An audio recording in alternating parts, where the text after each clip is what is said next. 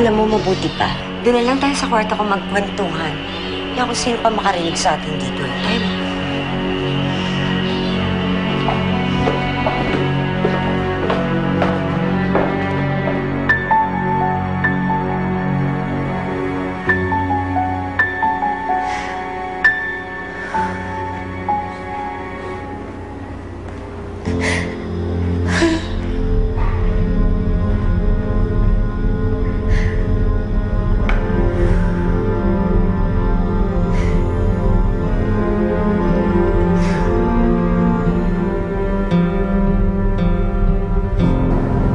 Catherine si Maylene. Pero sino nagpapanggap ngayon na Maylene? Paano nila nagawang takpan ng katotohanan?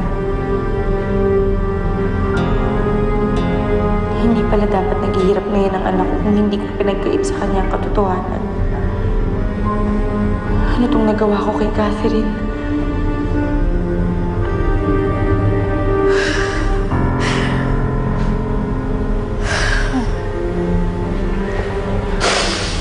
Nay?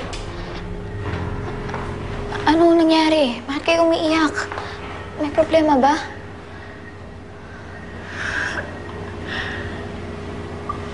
Anak, may kailangan ka malaman. Ano ba yun? Halika. Halika. Halika. Nay, ano ba talaga yun? Kung sasampihin kong katotohanan, paano kung kamuhian ako ni Catherine? Tuluyan na siyang mawawala sa akin. Hindi ko na alam ang gagawin ko. Natatakot ako.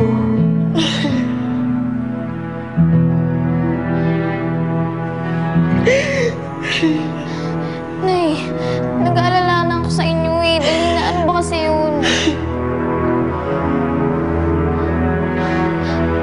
Sige na.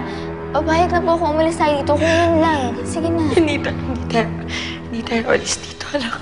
Bakit po?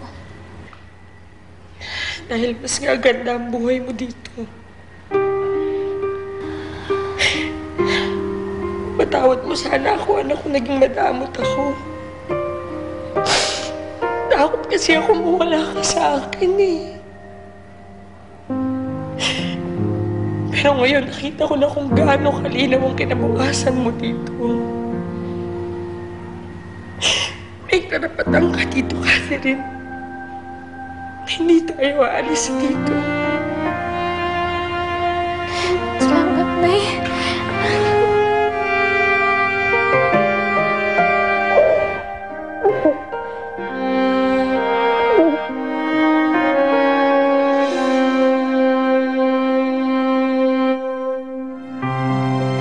May naiisip ka bang dahilan kung bakit siya nagkakaganyan? Sabi kasi nung nurse, simula nung hindi na nakadalaw si Catherine, naging ganyan na siya. Siguro ang sarap sa pakiramdam kung buo kayong pamilya pagpasko. Sabay kayong magsisimba, Noche Buena. Pero Nay, syempre, okay na sa akin na nandito kayo sa tabi ko. Kahit po pahirapan niyo pa ako, hindi na ho magbabago ang desisyon ko. Kaya ho sa ayaw at sa gusto ninyo, mananatili si Catherine dito sa mansyon. Pero hindi ako magpapatalo sa isang maid lamang. Wala naman siya magagawa eh. Pag pinatapon ko na yung Catherine,